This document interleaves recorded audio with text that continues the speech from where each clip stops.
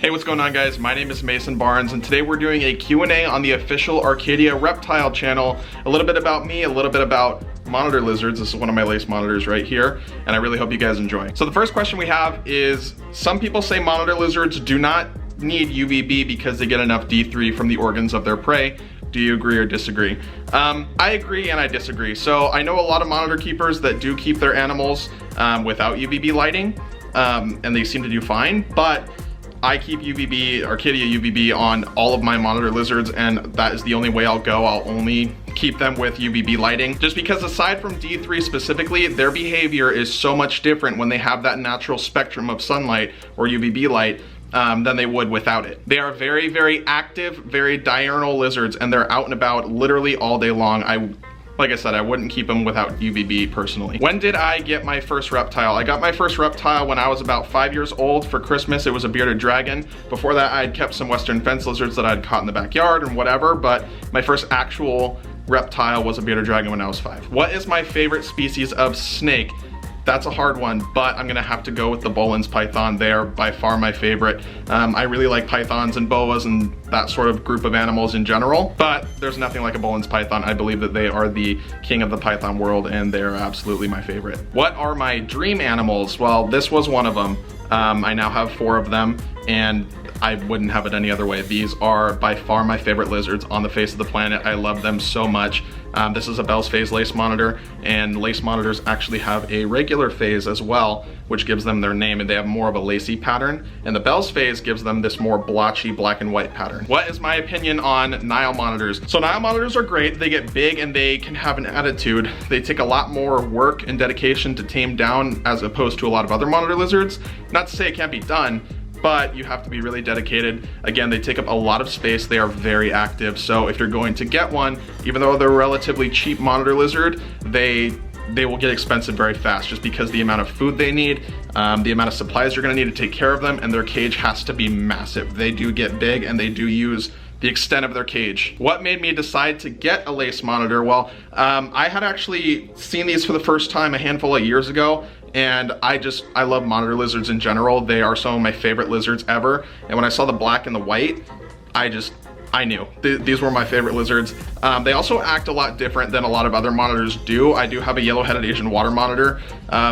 For a water monitor, it's almost like once they're puppy dog tame, you don't really have to worry about them all that much as far as interacting with them.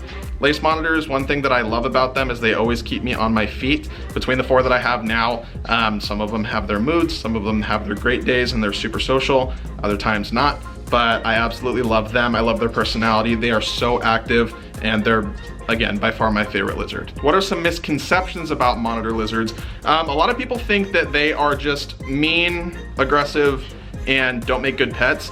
I completely disagree. I do think that they need a lot of work to get to the point of, you know, being super social and things like that. But I think that if you can provide everything that they need to live happily and healthily in your care, they make absolutely amazing pets. Again, they do take a lot of time, money, and space, so make sure that you can provide those things, but there's also dwarf species of monitors that take up a little bit less space than these big ones do. Always make sure to do your research before getting any animal, especially a monitor lizard like this. I know he seems small right now, but this lizard can get up to 7 feet long. What lighting do I use on my lace monitors specifically? I use Arcadia lighting. I use the linear bulbs. Right now I use a tropical 6% Arcadia bulb, again, the linear one, just because the cage height compared to their basking spot is not super tall, so they don't need the 12%, but I do have some plans and some builds coming up in the future that the lighting is going to be mounted a lot higher up towards the ceiling, and they will need a little bit more of an intense UVB light. What do I feed my monitor lizards? They eat everything. So they're carnivores. I feed them mice, rats, chicken, chicken heart, chicken liver, tilapia, salmon. What else do I feed them? They've had shrimp, they've had squid. Any sort of lean-ish meat. For a lot of monitor species, you shouldn't feed rodents exclusively, but a berry diet is gonna be the best thing that you can do for these guys, and so that's what I do. What equipment do I use with all my lizards, all my monitor lizards specifically? So again, these guys are expensive, they take a lot of time, and they take a lot of dedication. If you're gonna get a monitor lizard, especially one that gets a little bit larger, their claws are very, very sharp. You're gonna need some gloves if you don't wanna get scratched up, so I do have some gloves. Typically I'll handle them just with my hand and, you know, get scratched up. But yeah, you're gonna need some gloves, you're gonna need some tongs. For the larger lizards, like the lace monitors that have an insane food drive, make sure you get a long pair of tongs so that you can feed them and not risk getting bit. Again, it's a food response. That's just how they are. They're very, very food driven. So you're gonna need a long set of tongs. Monitors in general are also very smart.